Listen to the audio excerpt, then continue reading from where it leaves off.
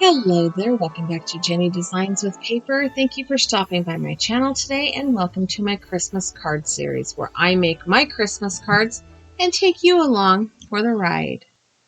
A couple of weeks ago I did a video on how to make cards with pattern paper. No stamps, no dies, just pattern paper. And I had mentioned in that video that you could jazz it up by adding washi tape if you wanted to. And I had somebody comment that how would I do that?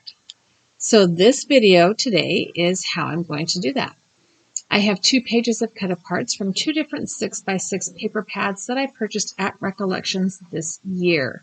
I have 3 pieces of white cardstock that are cut to 5 inches by 3 3/4 inches and 2 card bases. So we're going to make 3 cards using washi tape, the same but different.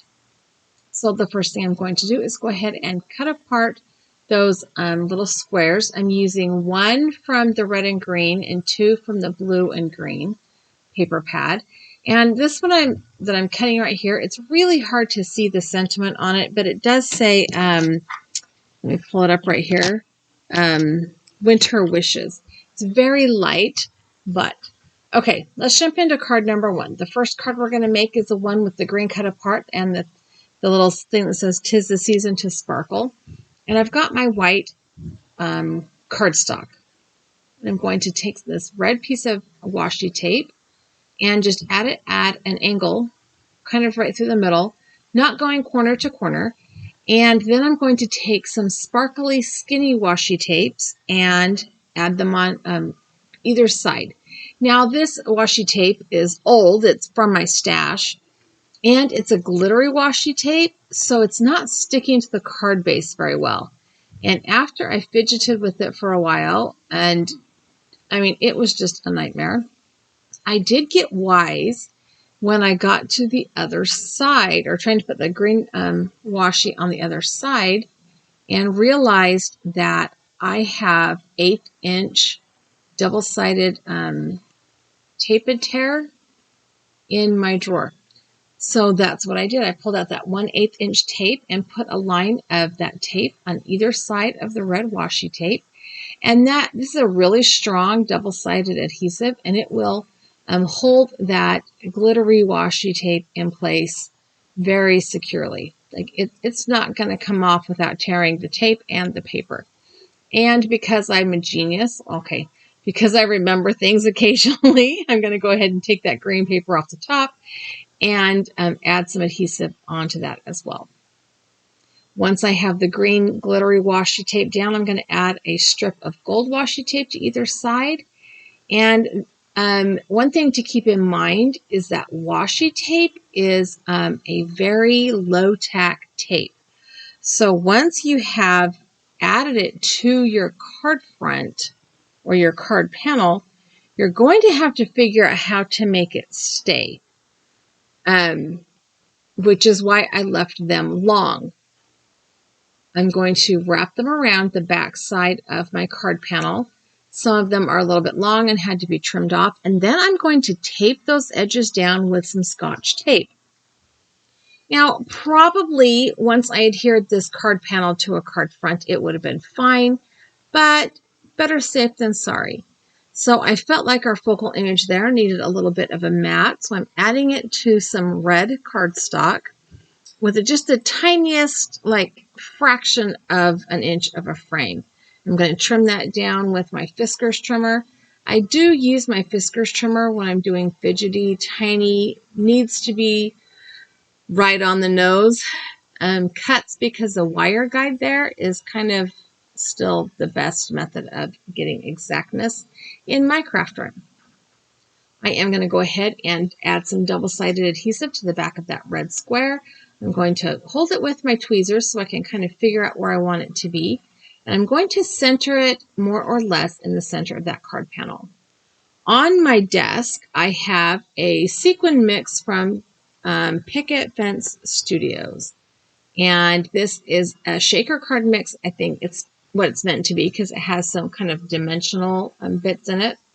But I am going to use that to add just a little bit more bling to the front of this card. Again, you know, when you're using these pattern paper to make Christmas cards, you can jazz them up with whatever you have in your room. So one of the things in this shaker mix are these little snowflake looking things. They're a little bit iridescent, a little bit reflecting pink, but I'm not sure if that's because of the lights in my craft room or if they're really iridescent pink. I don't know. They're a little bit thicker than your average sequin, but not entirely three-dimensional. So, or, you know, they're not round. So I'm just going to adhere them with some Tombow Mono liquid glue. I'm picking them up with my little pick stick. The end of it needs to be washed off. It's getting a little gluey, a little too sticky. And that's kind of this whole first card. So washi tape on the panel. I'm going to insert a piece of white copy paper on the inside of this card. So, because, you know, I always do when I'm not using white card bases. And that's card number 1. So the next card we're making is the one that has that very faint little circle that says Winter Wishes. We're going to do the same kind of thing, but different here. We're going to add some washi tape to this white panel. I'm using a gold and a silver washi tape. This is a, I think it's about a half inch wide gold, and then a 1/4 or an 1/8 inch wide silver. And I'm just going to make some like 5 stripes, 3 gold, 2 silver. The silver has kind of a geometric pattern on it, kind of. Also, I thought about using this little skinny gold in there, but it looked a little weird. I did not want to add the green or the red this time because I didn't feel like it would go with that focal image because it's more of a blue-green than a Christmas green. So I just skipped the blue or the green and the red rather. So once I get my washi tape stripes down, I have to make sure that they don't peel up because again, washi tape is very low tack. It's not going to hang on forever. So I'm just going to follow the same principle that I did on the last card. I'm going to flip over that card panel and bend that washi tape back and stick it down with some Scotch tape. Now the Scotch tape is not going to come off that card panel without tearing, and my double-sided adhesive will slide right over the top of it when I'm ready to adhere it to my card panel. I felt like that the little focal image here still needed a little bit of something, so I am going to put some washi tape around the edge of this focal image. This is kind of a faux mat. It's sticking to my fingers like crazy because I don't know why it sticks to your fingers, but not paper. But I'm just going to put it across the top of the paper. I'm going to trim off the edges eventually, and then fold it over the back. And it doesn't matter if it's exactly in the half of the washi tape or not, as long as you have the same thickness around the whole front of the panel. Nobody will know if it's exactly half of the thickness of the washi tape or not.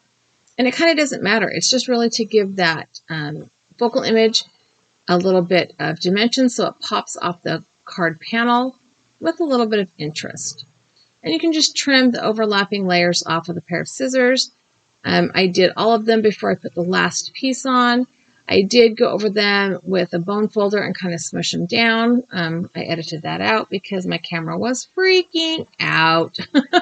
It was too much light space on my camera. So we're going to go ahead and add this card panel to the front of this blue-green card base and add some adhesive to the back of our focal image. And then I'm going to pull out that shaker bit mix again, and I'm going to use some of the cup sequins this time. So they have 2 sizes, a larger and a smaller size, and I am going to find a way to add 2 groups of sequins to this card. I struggle with placing bits and bobs, whatever you want to call the sequins, because my brain fights. So I need to have all things even on one side of my brain, and the other side of my brain says, no, odd numbers are more visually appealing, because that's what I've been told and what I've learned. And sometimes my brain agrees with that, and sometimes my brain does not agree with that. I knew I wanted to stack the smaller sequins inside the larger sequins just for that stacked look.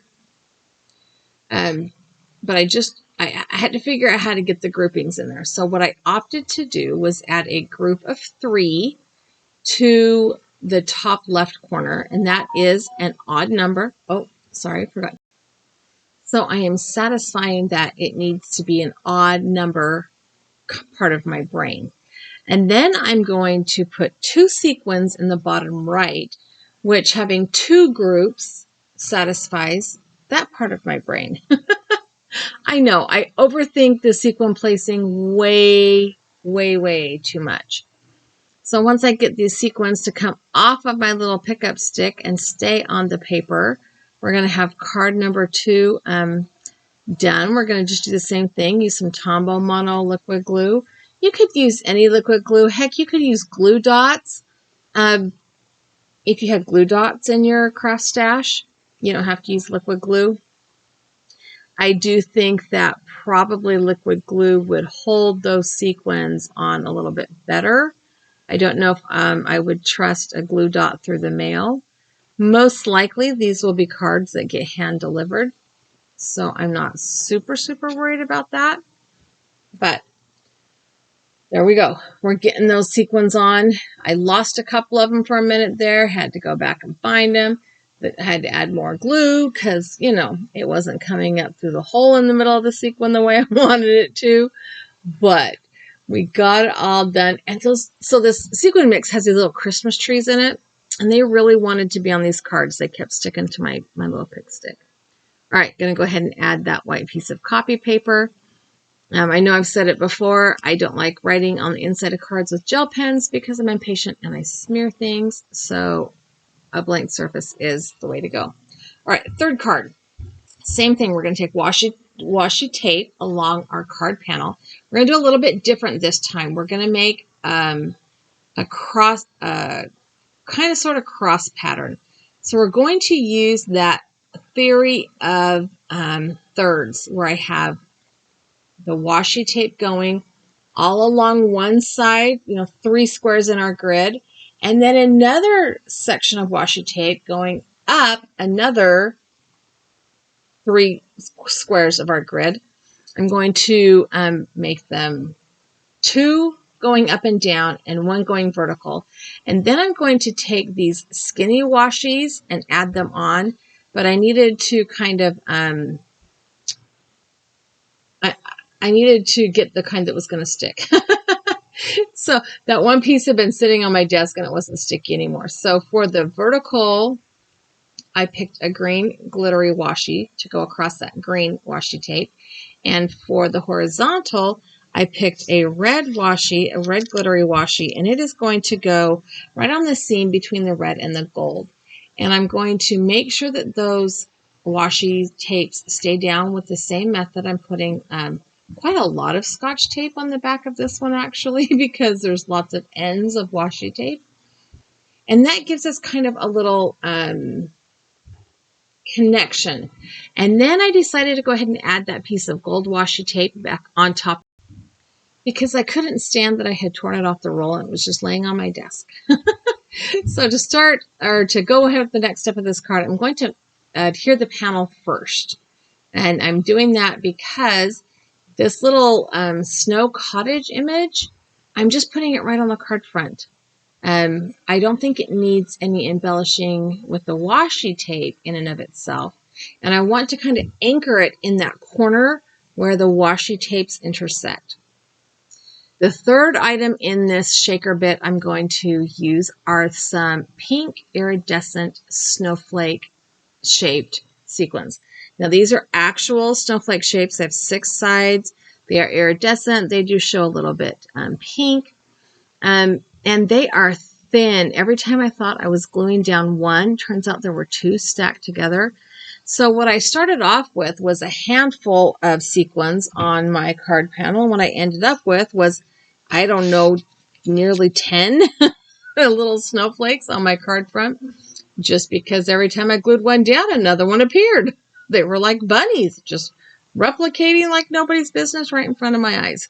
It was a little bit magic. The pattern paper that this little cut apart square is on also has some snowflakes on it, so I felt like it was a good match. Now this piece does not have any sentiment on it. I could go back through that pattern paper pad and cut apart one of the words that are in there. I could stamp something if I wanted to, or I don't have to have a sentiment. It's clearly at minimum a winter card. When you add the green and red into the mix, it becomes a Christmas card. And when you look at the pine trees all covered with snow, that just leans more toward Christmas. So I'm not going to put any sentiment on this card. I'm going to let it be how it is, and let people's imagination, do the work. Because to me, it reads Christmas. So here is a picture of all 3 cards. I hope you enjoyed this video. Pull out your pattern paper. Do something fun with it. Use the stuff in your stash. Thanks for hanging out with me today. I have a couple other videos here I think you will like. I also have a subscribe button, so if you haven't subscribed, go ahead and subscribe. Leave me a comment down below, give me a thumbs up, and have a really fabulous day.